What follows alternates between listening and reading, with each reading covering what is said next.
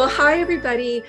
Julie here. I'm so thrilled today to be, one of the big perk of my job is that I get to talk to the most fascinating, interesting, I think most genuinely kind and deeply committed to humanity and helping people of anybody on the planet. I'm so grateful. And today I get to talk with Jamie Sale, who I'm sure most Canadians will be familiar with. She's an Olympic gold medalist in pair skating from 2002, if you can believe it already, Salt Lake City Olympics, a motivational life coach, an advocate for people with special needs, a wife and mother of two, self-described freedom lover. I always feel like I should start with mother when I give these job descriptions, because it's like the biggest job. But Jamie, thank you so much for joining me today. This is really quite an honor. I was thinking leading up to chatting with you that I was trying to think back. I remember distinctly watching your program in Salt Lake City, and then I remember the controversy afterwards. I remember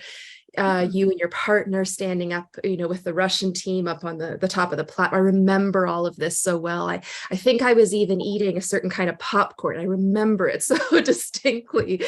And I think in the first year, maybe the second year of my PhD program, we were on these totally different life paths 20 years ago.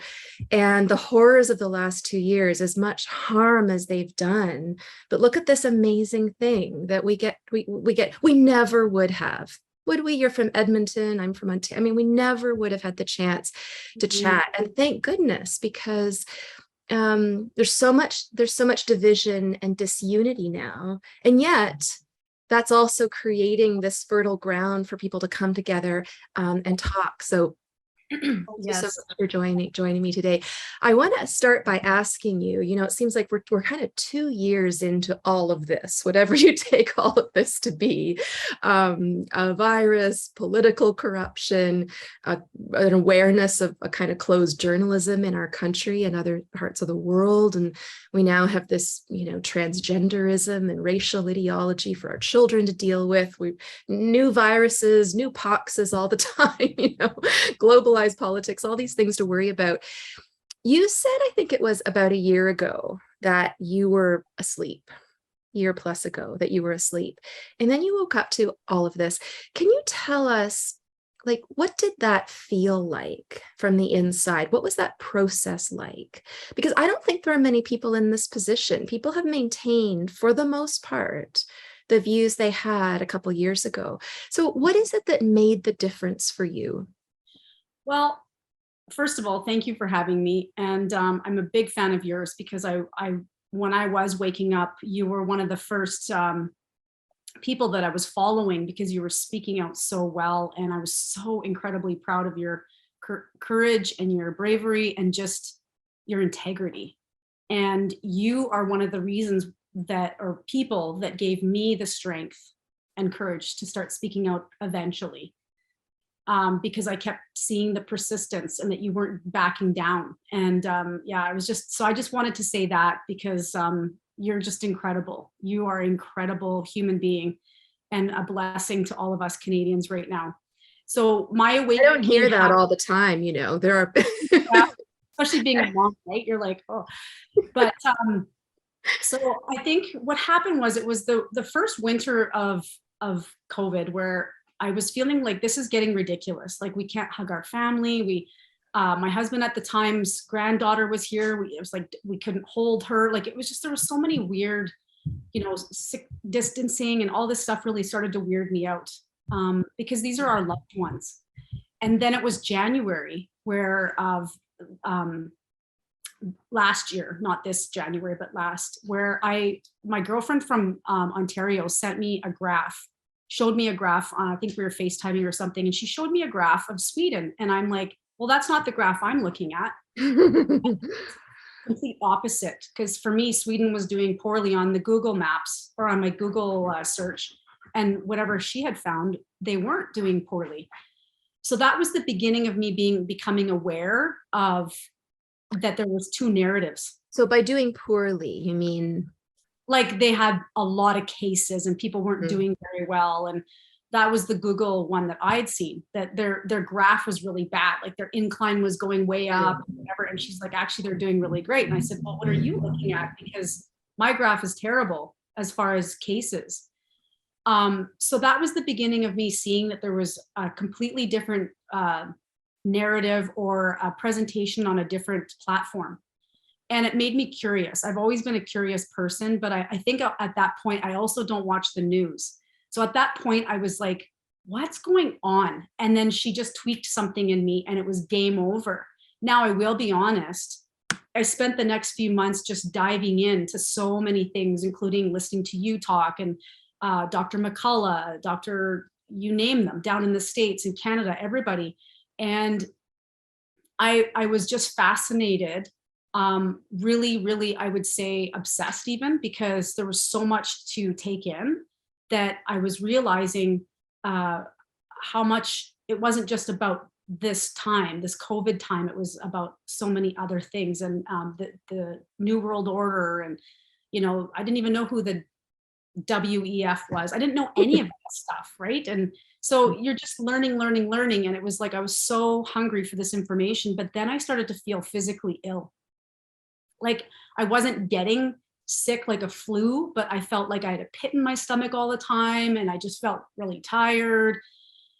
I felt like something was like wrong with me, and I actually got told that a few times by my son's dad, who was my partner, David, and he said to me, Jamie, this is making you sick. And I'm thinking, well, if you were seeing this stuff, it would make you sick too. No, because the fact that you don't even want to see this, I was sending people stuff. I was sending information that I was getting and sharing it with friends and family and everything. And some people were kind of like, oh, interesting. But then after a while, you could see a hard stop. They didn't want to hear it anymore. I don't have time to listen to this. But I'm going, guys, like we need to be, before you actually take this vaccine, these shots, let's inform ourselves. Like I'm a very passionate person, and I was probably too aggressive, like, you know, encouraging. Why do you think that is? Why do you think, I mean, you know, we've heard so much about cancel culture, cancellation, and I often wonder to myself whether we're like, this is historically unprecedented, or have humans always done this? But the way you describe it, you know, people would kind of let the door open a crack and let a little in, but then at some point say, no, I don't want it. I can't take it, whatever it is. Charitably, what do you think they're thinking when they give you that response? Well, I listened to a great talk the other day. I actually posted on my Instagram. I posted on my platforms. It was a lovely girl. I have no idea who she is, but she did a talk. It was about 3 minutes long, and she explains it from her perspective, because it was about waking your family and friends up, and how 70% are just really comfortable following what they're being told to do.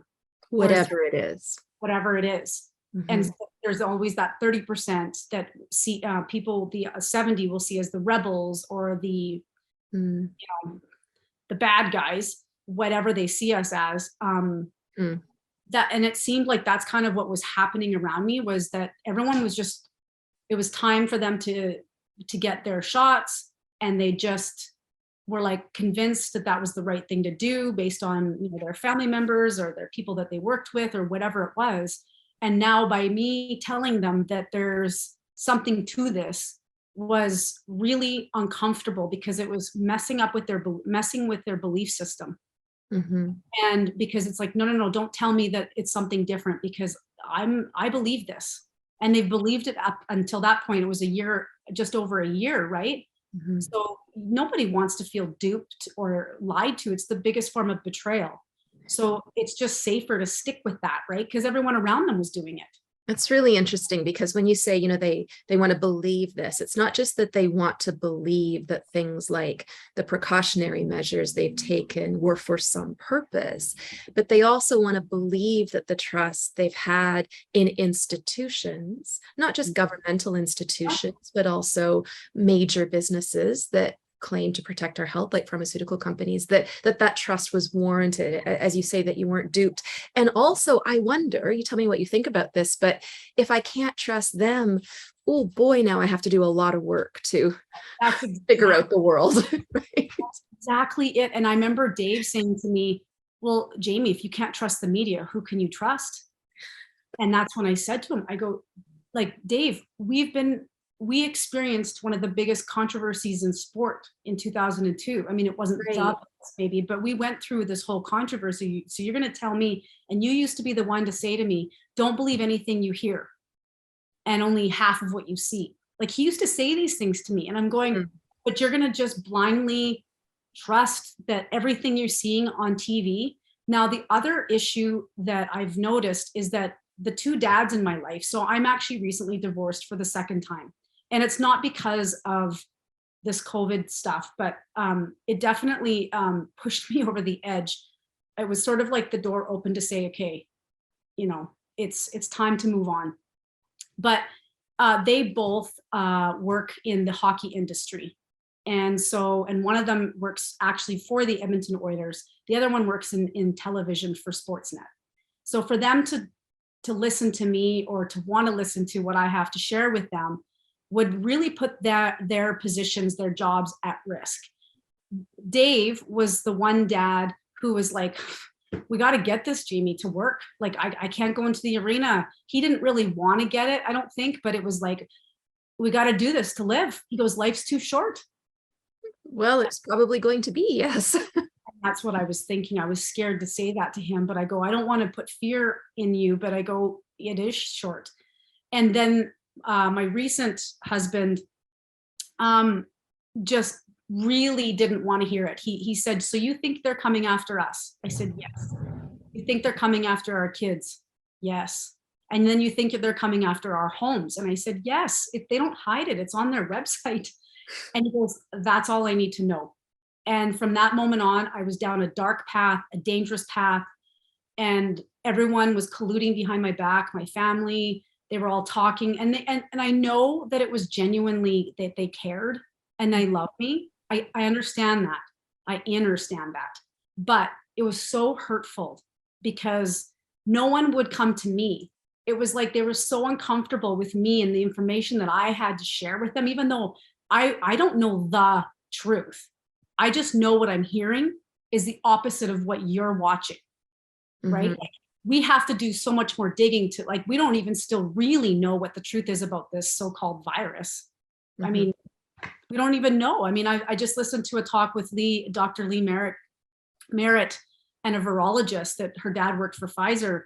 And I mean, that is a very interesting discussion. You would be fascinated by this. It blew my mind about what's in these shots. Mhm. But I was trying to share this with everybody, and nobody wanted to come and talk with me. It was just like, Mhm. la, la, la. Well, it's interesting you say that. I mean, it sounds like you've held a pretty confident position, but I mean, even people who say, well, I don't know, I wonder, I have questions, I'm concerned, even that kind of uncertainty is villainized, right? No, you can't be uncertain. If you're uncertain, you're going to submarine the whole society, Yeah, right? yeah, yeah. Um, So I spent the whole fall, like summer, and because I woke up in January of last year, and then I spent the whole summer and fall just, I was continually, I thought by then it would be better, but I was continually ridiculed, shamed, and that gaslighting. It wouldn't end. And I'm thinking to myself, so what I wanted to do, because I was so triggered all the time, and I was in neuroscience, so I understand how the brain works. I actually, like, literally one day just said, you need to go and work on yourself.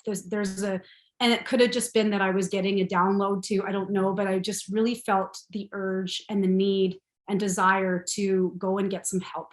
And I worked with so many different healers, from shamans to a medium to a hypnotherapist to an osteopath, craniosacral, and I've got wonderful friends. I've had to kind of find a new tribe because my best friend group said that I was a risk to be around. And I was now around a white supremacist community, so they didn't support that.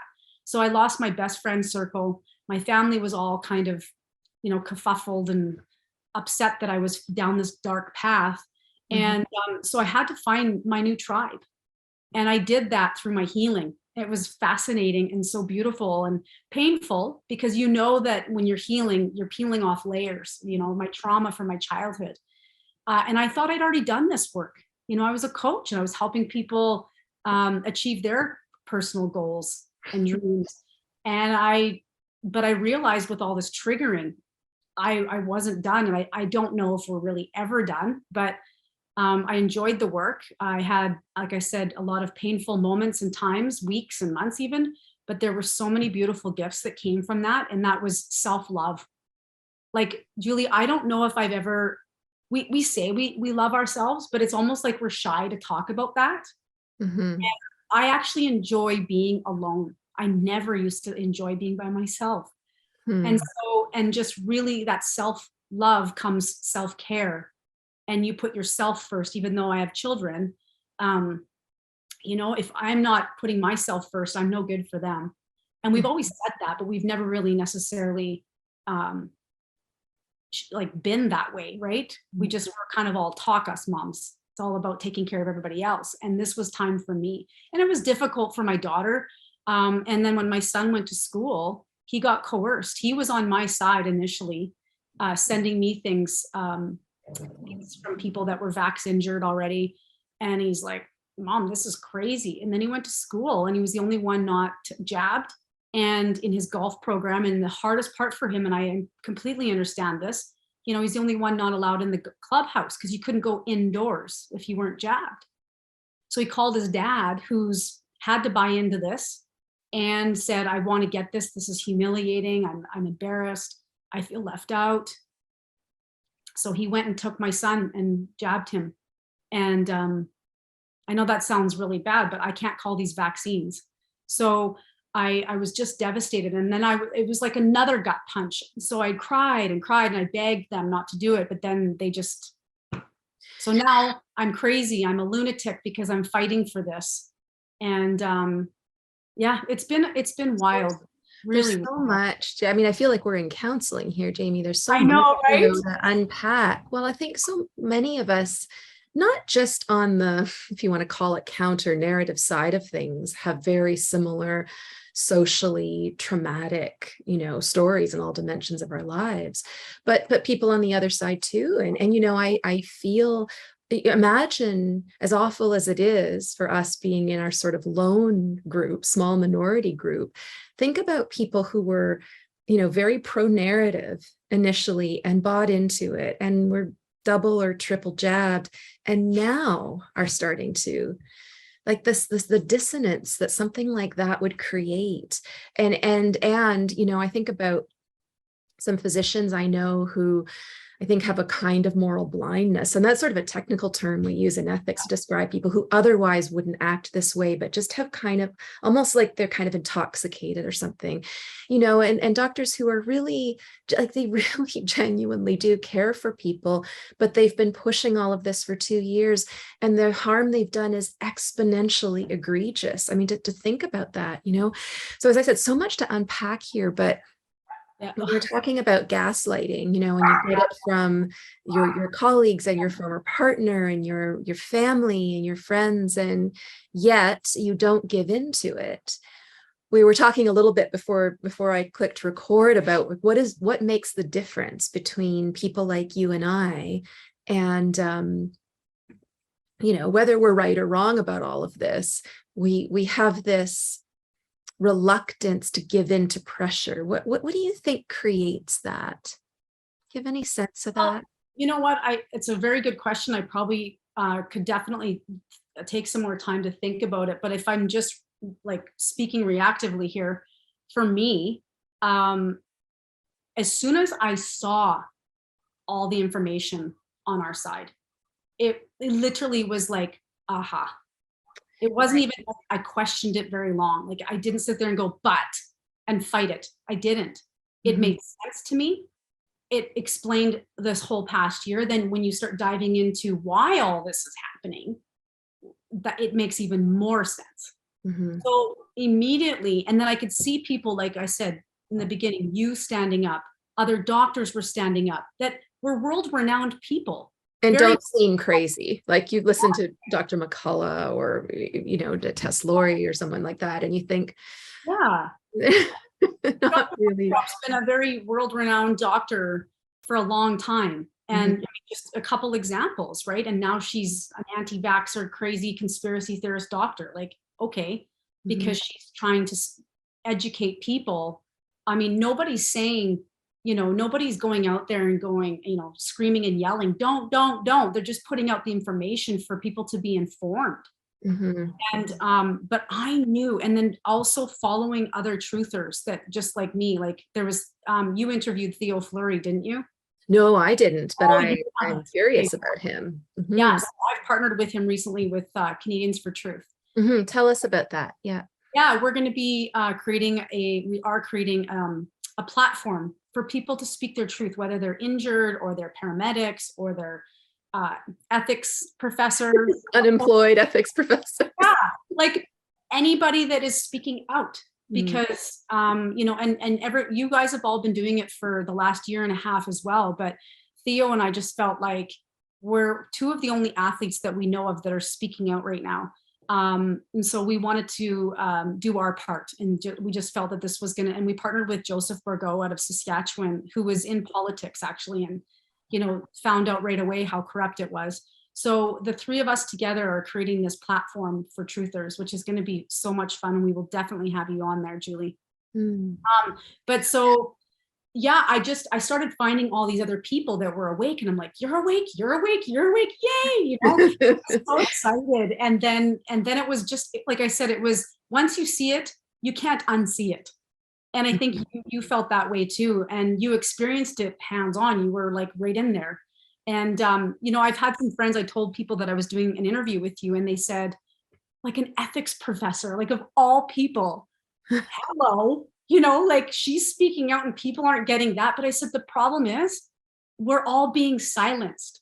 We're all, I mean, I'm on Twitter, I'm on Facebook, I'm on Instagram, but we get banned, we get shadow banned too, right? Like, where my stuff is barely getting seen, I don't think. And we get told we're crazy. I mean, it's so hard to get it out there. And the other people who are not aware of all this aren't seeing it.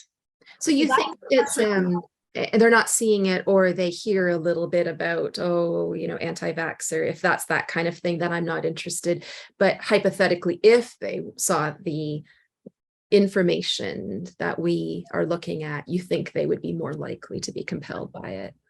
Two things. When I was sharing, let's even just say again, Dr. Northrup or Dr. McCullough's information, some of their talks, and they were on Rumble or BitChute, okay, at the beginning. If you shared that with anybody, this was my experience. It's just Rumble, or it's just. And then they would Google like what Rumble is, and it's a white supremacist, right-wing, white whatever. Why do you think those terms get lumped together? Why did the freedom, the trucker convoy get labeled white supremacist movement? What is the connection, do you think, or what is the logistical advantage to uniting dividing us? If the government can make us, the people who are trying to unite and speak about freedom, and they want to, get the truth out there, the biggest weapon that the government has is their voice in speaking, calling us names. We were terrorists, we were white supremacists. Like, I don't know, I wasn't there, but I've seen so many videos, and you've got multicultural people hanging together, hugging and celebrating together. Yes. This was not well, and I was there, and that's an accurate portrayal. I mean, I can't tell you how many strangers I hugged. I guess I won't tell Health Canada about that. But yes, flags on hockey sticks and fires and singing and children and all of that, Yeah, and bigots, terrorists. Names that I've been called, I had to look it up what it even meant. I don't even know what these terms mean. Right. And just because I've never really heard them until, I've heard of white supremacists and stuff, but I'm like, racist? I'm racist now? Because and never mind the fact that the African American population has a much lower vaccine uptake or COVID shot uptake than, so if you want to call it a racist issue, then at the very least it's the opposite way, right? Okay, so there was the two examples. There was the ones that you would share information and they would Google where it's coming from, the site that it came from, or there's people that just aren't seeing it, period. Like, I've got a lot of acquaintances. They've never heard any of this. No. like they hear nothing. I don't even know if they know that the CDC's now said that if whether you're jabbed or unjabbed, that it's no different. I don't even know if they know that truth. Did you hear I saw this 10 minutes before we hopped on. Did you hear the news about Fauci? And the polio shot? He's resigning. Oh. I was going to ask you. Well, I'm curious about this, right? Because was it last week or the week before that we saw the change in the CDC recommendation that we should be treating people with natural immunity the same as vax? So there was that. And now Fauci is resigning. What does that say to you? Do you think that we are, I mean, this is kind of a, putting on your prognosticating hat, looking in the glass, bowl to figure out what's going to happen in the future. But do you think this is a sign that the narrative is cracking? Do you think it's a sign that the CDC is backpedaling, that Fauci wants to, get out before he has to face the consequences? Should we take this as a good sign, or is that being too optimistic, do you think? No, it's not optimistic at all. We've seen the narrative crumbling even last year and it's been slow, a little slow for me, but I also know this is in God's time. But when they started saying that the shots had a 99 point whatever efficacy, then it was 96, then it was 88, and then it was 70. And then it just kept going down. And then down, you needed the boosters to make them work at all. And that was when I started to laugh, because I thought, are they like, I don't like any names for the people that aren't awake to this, but I just was like, are they seeing this? Like, they told you that you weren't gonna get sick, and they told you that you wouldn't transmit whatever this is. And then all of a sudden it's like, oh, everyone's getting sick after getting the shot. They're getting COVID, or they're getting sick, whatever. And oh, you can still transmit it. And then it was like, oh, well, now you got to get a booster to, like, it just kept changing. And then the people that were digging their heels in were like, they're going, well, it's science, and science changes, and I'm like, or they're lying to you. Like, it became clear at some point, didn't it, that it wasn't really, people were believing the narrative, but not because the evidence suggested that you should, but because the narrative bearers were to be believed at all costs. And that's what's really shown. Sorry, go ahead. I was just saying, like, I just found they dug their heels in so hard too. Like, instead of going, like, sitting back and going, okay, wait a second. Let's pause. Let's evaluate. Let's discuss. No, and some did. We've seen some that were, like, my mom, for example, is kind of doing that. She's like, I'm not getting a third. We're just done with this. And they had, even though that they've had a lot of pressure from other family members, but it's like, no. And she's starting to see people around her getting sick, and actually someone that they know has just passed away. And so my mom's like, oh gosh. And so there's those people that were kind of humbly waking up, even though they don't really want to hear very much still. Like, when I share things, it's still like, I just want to live my life. And I say, well, what do you think I want to do? I want to live my life too, but you know what? I'm fighting for you as well, and your kids and your family. That's, it's not. What are you seeing in the sports world these days? Athletes, I remember, I don't really watch it anymore. I think as soon as the Olympics became every 2 years, I got a little overloaded, but I do remember watching, and what they would do, the stories profiling athletes and what they eat on a daily basis and how obsessive they are about, to have such a fine-tuned machine. Now, every athlete on the planet, other than couple of baseball players and one tennis player I can think of, have taken the shots. And Dr. McCullough has talked about, in the States anyway, among healthcare professionals, that he says there's a real sense of unease because people are starting to worry. Yeah. Is there something similar going on in the sports world, do you think, or is it still just everything's fine, no problem?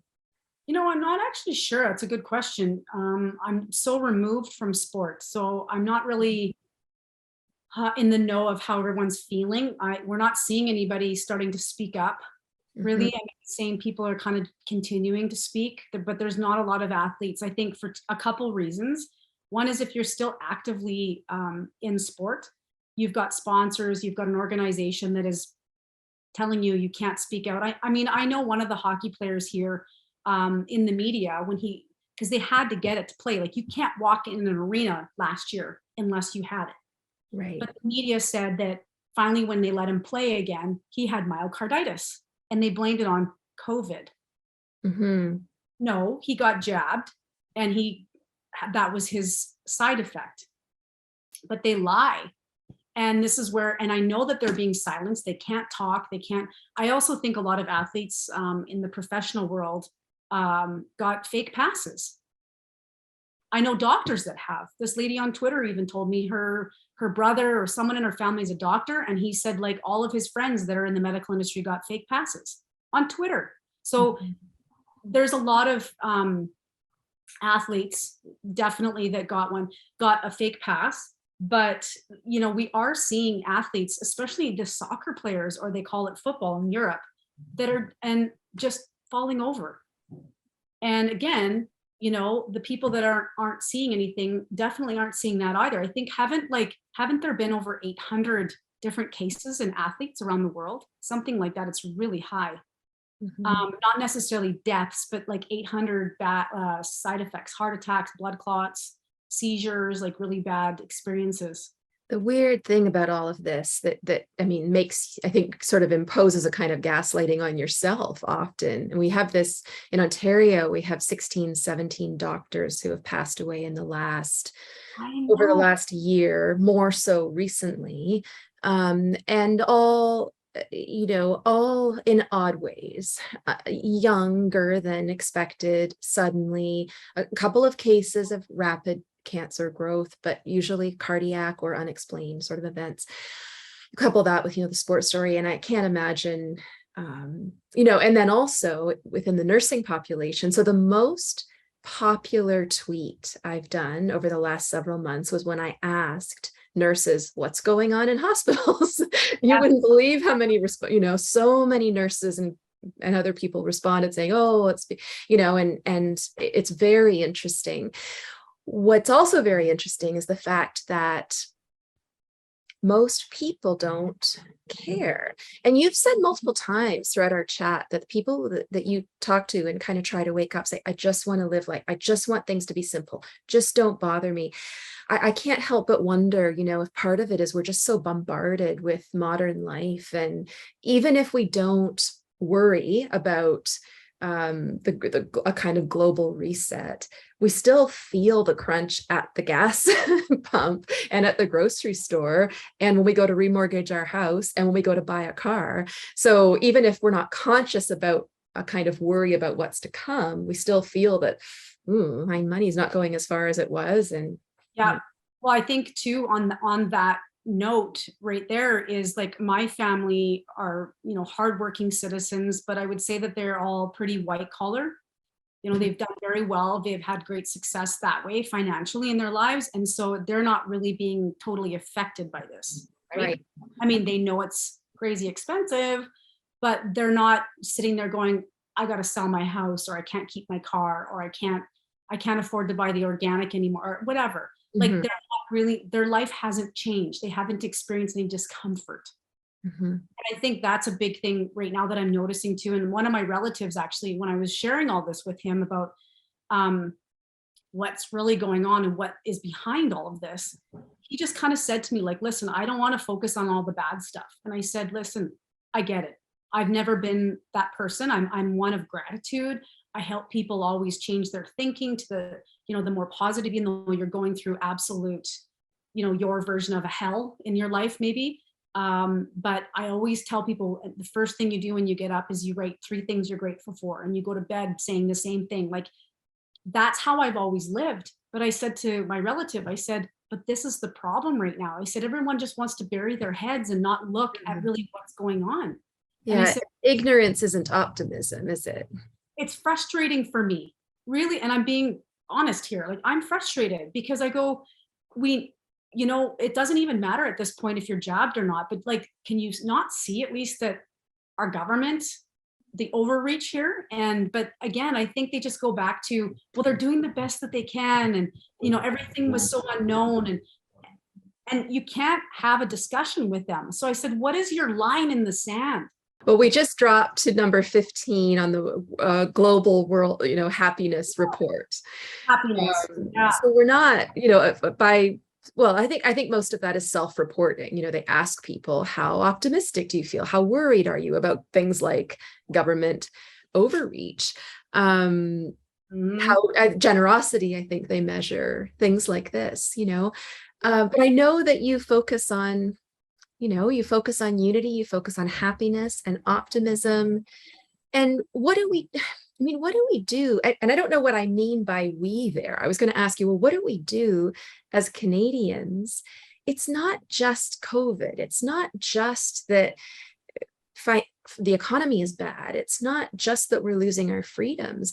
I mean, by no measure are our lives going well. We have more incidents of cancer and diabetes than ever. Now we have all kinds of other things like sudden adult death syndrome. We have a children's mental health crisis. We have, I don't think that all these people you're mentioning who say they just want to focus on life, live life, be happy, all of that, that doesn't seem to be translating into actual levels of happiness.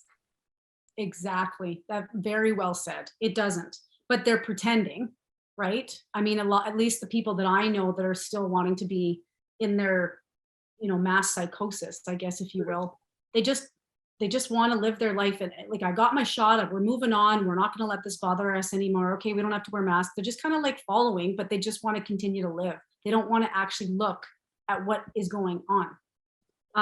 I don't know what the answer is, Julie. Like everyone asks me, what can I do? And I always say it starts with a conversation, and you don't even have to present. We can't wake them up anymore. If they're not seeing this, they don't want to see it. Mm-hmm. But when you're having a conversation with somebody, and I'm really not good at this, complete confession, because I'm a Taurus. I'm very stubborn. I'm strong-willed. I'm like, I don't have that calm. I listen to you and I'm like, I need some of her calmness. I do.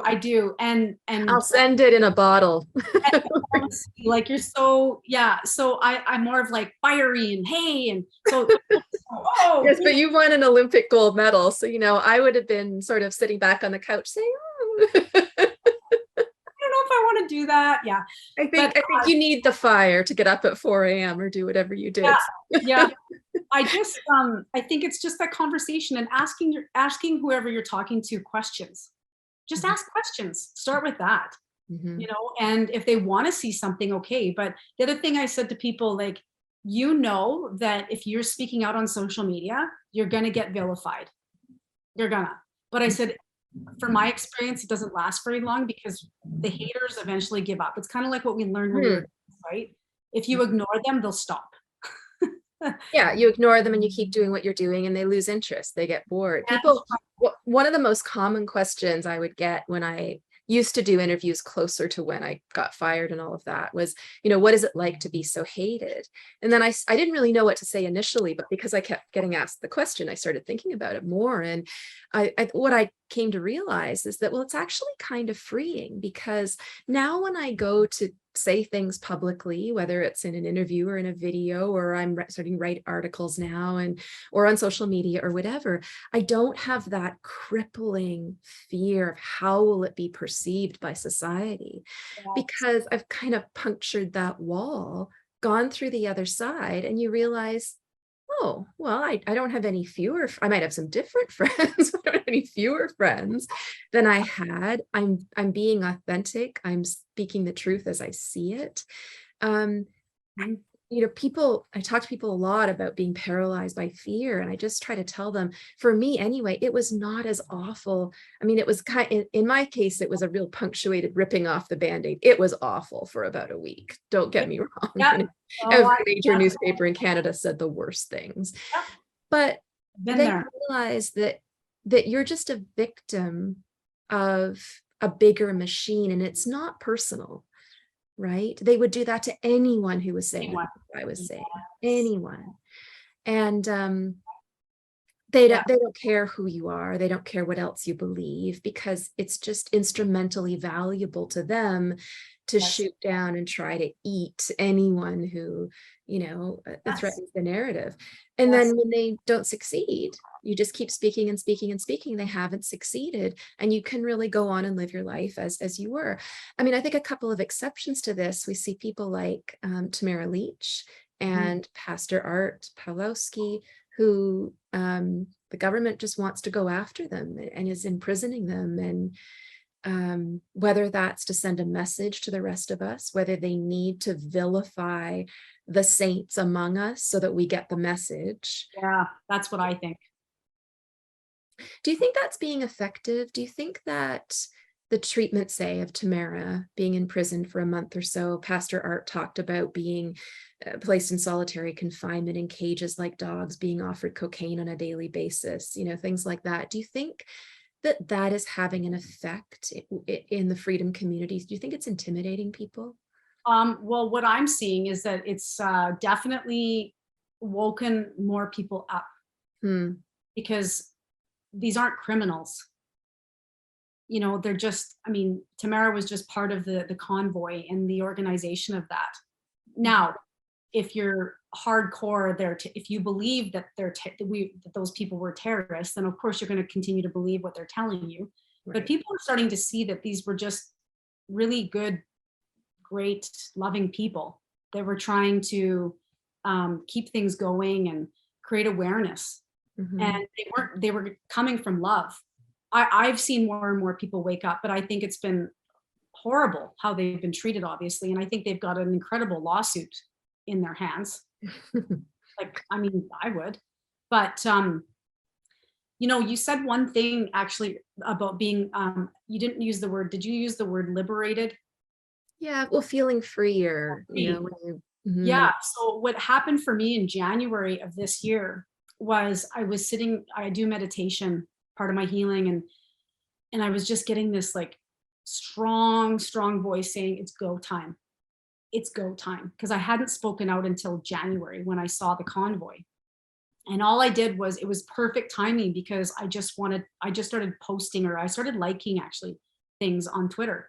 And that even liking things got me in trouble. People coming at me going, oh, look what she's following and look what she's supporting and la, la, la, la, la. And it was just, that's when it started. And I thought, okay, here we go. But then I just started posting things from the convoy. And then I went to the local one here and I was sobbing because I was so happy and I felt so patriotic to see so many Edmontonians or even Albertans come together, because you don't know that there's this many people. You think that you're just sort of, you're not alone, but you feel alone. So when I saw thousands and thousands and thousands here in Edmonton, we drove around our whole, it's called the Anthony Henday, and we literally closed the loop, which is an hour drive. We closed it. Like, that's how many people we were in our convoy. And there was probably even more that just had to drop off because not everybody can stay, but it was just so empowering. So in January, when I started doing all this and speaking out, something happened to me. I used to be on Synthroid for my thyroid. And I also felt like, you know what, I'm going to heal my thyroid because I'd done so much work with healers throughout the year. Now, speaking truth, my trainer actually said, Jamie, you're going to heal your thyroid just speaking truth. And I thought, well, that's crazy, at first, but I trusted him because he's very enlightened. And so at the end of January, I went off my medication. It's August 22nd today. I've been off my medication. I am supplementing with copper and iodine and selenium and things that our bodies need. But the point is here that anything is possible. They told me when I first went on this, I will never get off of this. It's for life. Right? It's very interesting because you speak, I think people speaking your truth, throat. Speaking the physical effects of the decisions we make as moral beings, and I think a lot of people will say things like, well, just wear a mask. What harm does it do? I have to get the jab for my job, even though I don't agree with it. But all of these things, right, create a kind of dissonance and break down your integrity. And it's not without cost. It's not without consequences. And so it's not surprising to me that, right, that we have such low levels of happiness and high levels of alcoholism and obesity and stress and other mental health issues,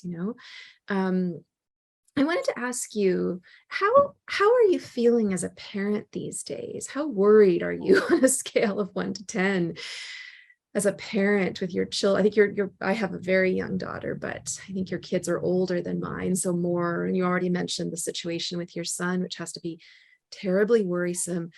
I mean, how worried are you about protecting your kids from government, from other people who will abuse and manipulate them? How worried are you about their mental health? How Oh, worried are you about all the transgenderism and racial oh. ideology in schools? And Well, that's like a loaded question because it started years ago for my son. He would come home and say, Mom, there's a girl in my class that doesn't know what she is. And I'm like, what? And he thought it was ridiculous. He's like, this is just crazy, Mom. And so then as the years went on, he's in grade 10 this year. He's 15 in September. And he's just sharing all this to me, all these kids that are coming out now saying, well, they're going to be transitioning and they think they identify as this, they identify as that. And I just went like, what is going on? I had no idea about all this either. But I am, so my conditioning coach that David and I had for the Olympics, leading up to the Olympics, was Linda Blade. And she is I think her title is President of Athletics Canada. And she's fighting for women's rights in sport. So she asked me like 4 years ago, before any of this really happened, if I would, support her and she asked me to be a part of something that she was in with this whole gender identity stuff. And I was like, yeah, Lynn, I don't want to get involved in politics. It's not my thing. Well, here I am now. So I'm retweeting her stuff and I'm, whatever you need me to do, Linda, this is crazy. I mean, I truly feel that I've always been one to go, you do you, but we don't need to see what you're doing publicly. You know what I mean? Like this has been, and this racial stuff too. Like, I just feel like this is part of their agenda, was to infiltrate everything, creating all these, again, it's all about dividing us, right? So as long as we're all divided, then we're not as strong. So you got Black Lives Matter, you've got the LGB, blah, blah, blah, blah, blah, whatever that is, that group. And don't get me wrong, I have lots of gay friends, lots, like growing up and skating. Now, some of them aren't very proud of me right now because they think I'm transphobic or whatever. And I said, I'm not transphobic. I just don't agree with how this is being played out. Like, don't talk to my kids in school about whether they think they're a boy or a girl. That is my job as a parent. If my son decides one day that, he's gay or he's whatever, that's his business and that's a family thing. But don't be teaching my children this. Like, I don't agree with this at all. And I also, Linda and I have talked about this too. And there needs to be an age where if you are really wanting that, you don't start when they're 4, because they don't know. Like, this girl wrote the other day on Twitter, she goes, my son used to identify as a car. Like, can you imagine if I transitioned him and left him in the garage? Like, it's a joke. But the point here is, like, the kids, I had a cousin that played with Barbies. And everyone was like, oh, they were so worried when he was like a little kid. And he's heterosexual today, but regardless, doesn't matter if he's gay or not. It's just, the point is, let the children be who they are. And when they're 18 or whatever age Linda was thinking that was appropriate, then you can start that transition. But I think it's incredibly unfair. And I think there's a mental health issue there around all this. one of the things that seems so worrisome to me is that when very young children now, low elementary school, are starting to have these discussions and the seed of uncertainty being planted in their mind about gender and race. And one of the things I worry about is that when you start entertaining those questions so young, when you're being told that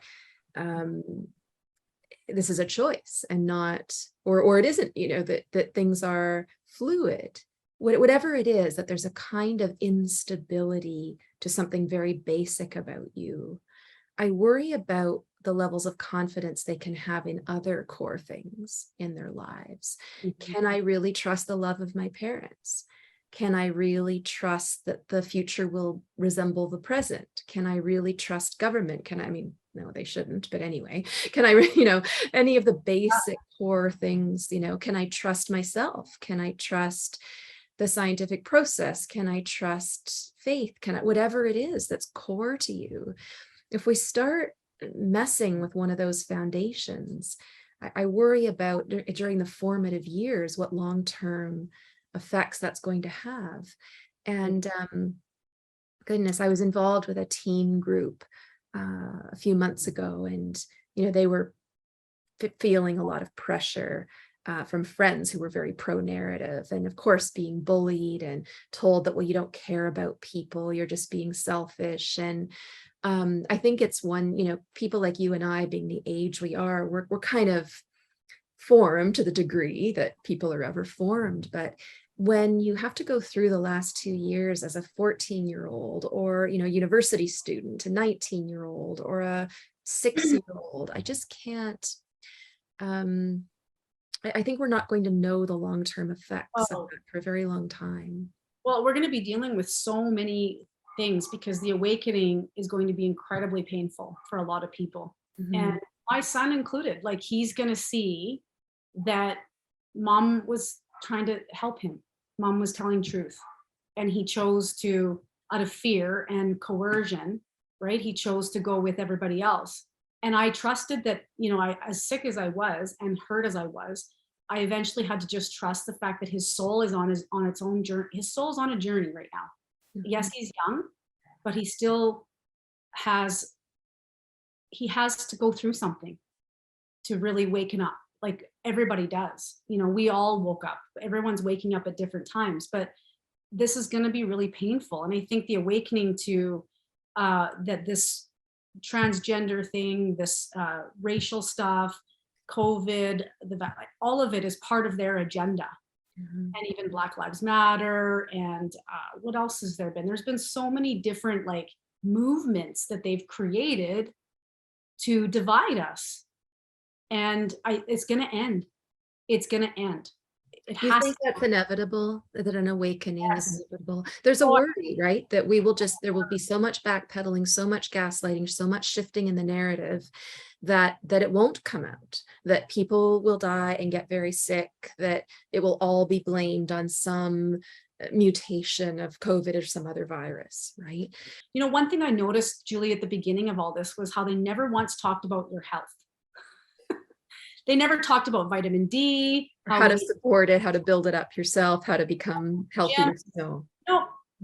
Makes you too self-reliant. Yeah. And so, now's a good time to start thinking about what you're putting in your mouth, or, how, if you're exercising, if you're drinking too much, or you're whatever. There was never any discussion. If anything, all those places, fast food, alcohol, liquor stores, and all whatever else, cannabis stores were left open, and all the gyms got shut down. If you look at this, it's so obvious to me. This wasn't about our health, right? So this is what we're also going to see, I think, down the road. Yes, it's going to be an awakening, but there's also going to be beautiful things to come. But we're going to go through some really difficult times, I believe. And not to be Debbie Downer or a negative person, I just think that's inevitable with everybody's immune systems now being incredibly compromised. Autoimmune diseases are way up. Cancer has skyrocketed, everything. So we're going to have to go through that until people can get into med beds or get cures. There has to be an antidote to this. Don't you think? I don't know. I honestly don't know. I think that. I want to believe that anyway. We don't. One of the most beautiful things I'm seeing now, I don't know if you've seen them, are the letters to the unvaccinated. Yeah. It seems like there are a number of them. They're anonymous usually. I'm not sure who's writing them, but the spirit of them is very beautiful. And it isn't just to unvaccinated people, but I think it speaks to the strength that has been able to survive in various ways in various people through a bombardment that should have killed it all. But despite all of that, there are people who have integrity and stick by their beliefs, whatever their beliefs are, but are sticking by them regardless of the pressures against them, that remain willing to talk to people who hate them, that are willing to be open still to positions that are increasingly becoming sort of crazy to believe, and just being willing to stay united within a country that's divided. There's some incredible character traits, I think, that are showing themselves to be powerful enough to keep the rest of us going, the rest of us buoyant. And if we can just build on those and nurture those, we would be so much better off. I just wish, regardless of what people want to do for their own physical states of health, regardless of what they feel about the evidence with respect to COVID. I wish they would look at someone like our prime minister and say, that's not okay. It's not okay to be led by someone who either walks out of the house when someone criticizes him, when he calls people names, when they don't say what he wants to hear, when he every day he's been in office has gaslit the majority of the population. Yes. It's not okay to endorse and hope for that kind of political representation. And so part of what's going on, sure, there are these issues of truth and science and COVID and what to believe and informational questions and all of that. But, questions about who do we want to be as a nation? What values do we have? What values do we want to uphold? What does it mean to have character and build that character? What does it mean to raise our children? Who are we going to let raise our children? Are we just going to turn that over to the highest bidder, which there are many of these days, No, that's a the really good point. Yeah. I mean, even with the convoy, he completely avoided this. It's like he ran away. He can't seem to come and like everyone's called him out on that kind of stuff. Like every time there's something, he just runs. Well, one of the times he had COVID, I guess, so he couldn't. Okay. Right. Couldn't stay in his home. That was convenient. Yeah. You could have done a Zoom call with some of he's the worst possible advertising for vaccination, and yet he continues to use it as a reason to get vaccinated. The fact that people don't see this blows my mind. But anyway, we're still in the process of awakening, as you say. But Jamie, I know we're near the end of our time, and I'm so grateful that you're chatting today. And I always say to people, we have a really good conversation. It's not like this is the end, maybe we'll have another conversation again, because surely there will be more to work through in the coming months. Thanks for hanging out with me today. If you enjoyed watching this video, please consider making a tax-deductible donation to the democracyfund.ca/donate.